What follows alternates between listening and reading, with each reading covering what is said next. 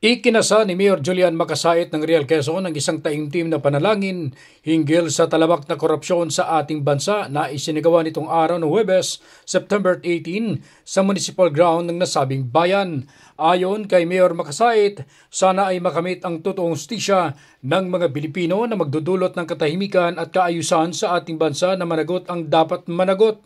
Hinikayat din ng alkalde ang kanyang mga kababayan na magkaisa sa panalangin at panatiling payapa ang bayan dahil hangad dito ang kaunlaran at patuloy ang pagbibigay ng malasakit sa bawat Realenyo na matugunan ang mga higit na nangailangan.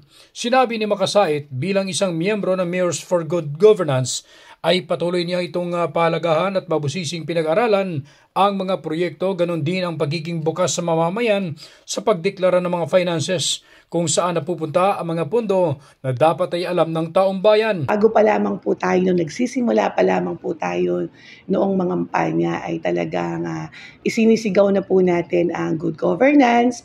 Siyempre, mahalaga po sa namiminuno na meron kang isang magandang direksyon at malinaw sa puso mo na gusto mong maging punong bayan, gusto mong pangunahan ng isang bayan dahil nagmamalasakit ka sa bayan. Siyempre, nandun na yung accountability, yung pagiging honest natin, sa lahat po ng atin pong mga pinipirmahan, sa mga bibilhin po ng lokal na pamahalaan ay talaga pong ako po iniisa-isa ko po ito. Hindi po tayo basta pumipirma, kundi inaalam din po natin dahil sabi ko nga po noon na kailangang maramdaman ng ating mga kababayan kahit po ito'y maliit na halaga, kahit sentavo lamang ito ay dapat pong maramdaman ng ating pong mga kababayan na ginagamit po natin ito sa tama.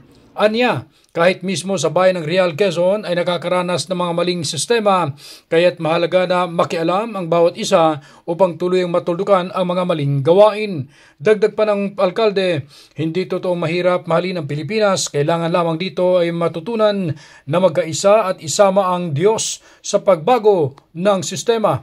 Tampok din sa naturang aktibidad ang mga konsehal na sina Councilor Darius Castro, Konsehal Michelle Avanica, mga interfaith religious groups, ganon din ang mga estudyante na voluntaryong nakiisa sa naturang kaganapan. Ronda balita mula sa lalawigan ng Quezon. Ako si Che Arnarit, naghahatid ng mahalagang impormasyon at balitang totoo.